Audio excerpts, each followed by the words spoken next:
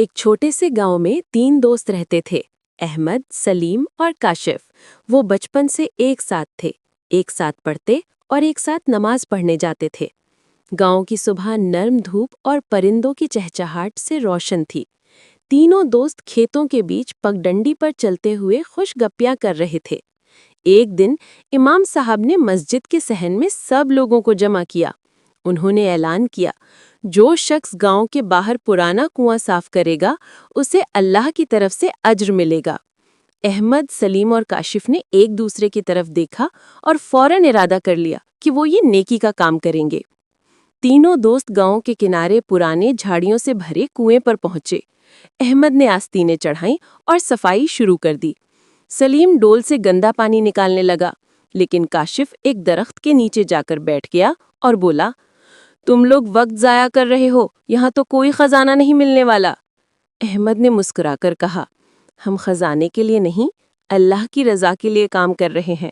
وہ اور سلیم رسی ڈال کر ایک لکڑی کا صندوق باہر نکالتے ہیں۔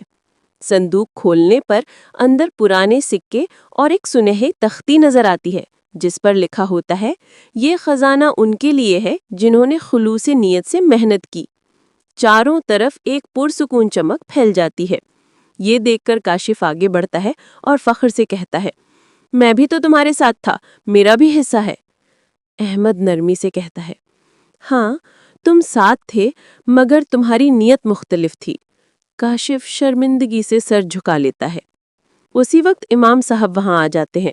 وہ مسکراتے ہوئے ساری بات سنتے ہیں اور فرماتے ہیں، بیٹو، اصلی خزانہ سونا چاندی نہیں، بلکہ تمہاری سچائی اور دوستی ہے۔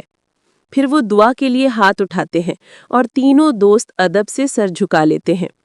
رات ڈھل چکی تھی۔ تینوں دوست ہنستے باتیں کرتے گاؤں کی طرف واپس جا رہے تھے۔ آسمان پر چمکتے ستارے اور نرم ہوا ان کے دلوں کو سکون دے رہی تھی۔ اس دن کے بعد ان کی دوستی اور مضبوط ہو گئی اور ان کے دل ایمان سے بھر گئے۔ نیت صاف ہو تو ہر عمل عبادت بن جاتا ہے، اور اللہ خلوص والوں کو کبھی خالی نہیں لوٹاتا۔